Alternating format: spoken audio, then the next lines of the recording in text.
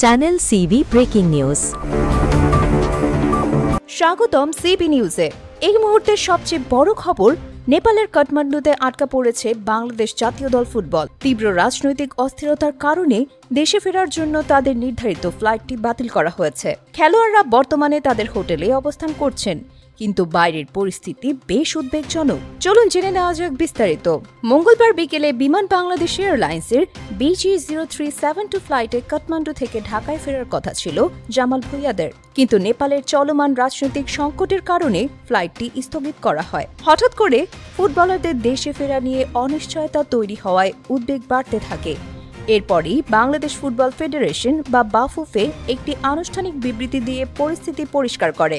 মূলত নেপালে জেনজি আন্দোলনের ডাকে সরকারের বিরুদ্ধে ব্যাপক বিক্ষোভ শুরু হওয়ায় পরিস্থিতি জটিল আকার ধারণ করে। সোমবার থেকে রাজধানী কাঠমান্ডুর রাজপথ উত্তাল হয়ে ওঠে।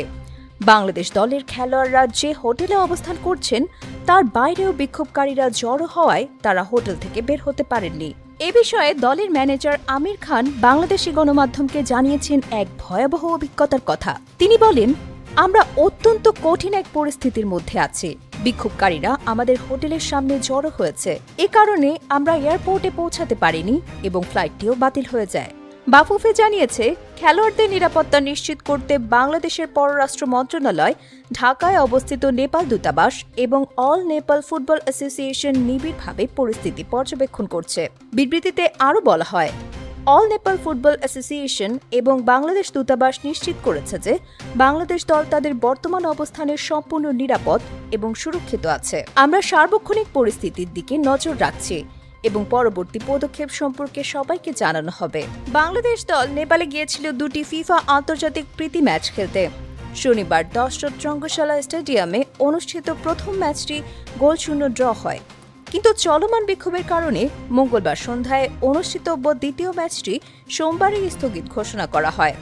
এমনকি সোমবার খেলোয়াড়রা তাদের নির্ধারিত অনুশীলনও করতে পারেননি। পরিস্থিতি এতটাই গুরুতর যে মঙ্গলবার বিক্ষোভ সহিংস রূপ নিলে কাঠমান্ডু ত্রিভুবন আন্তর্জাতিক বিমানবন্দর তাৎক্ষণিকভাবে বন্ধ করে দেওয়া হয়। আর সর্বশেষ পাওয়া খবর অনুযায়ী এই তীব্র দুর্নীতির বিরুদ্ধে আন্দোলনের মুখে পদত্যাগ করেছেন নেপালের প্রধানমন্ত্রী কেপি শর্মা। সব মিলিয়ে হিমালয়ের দেশটিতে এখন চরম রাজনৈতিক সংকট চলছে। আমাদের ফুটবলাররা হোটেলে নিরাপদ থাকলেও কবে দেশে ফিরতে পারবেন এখনও অনিশ্চিত।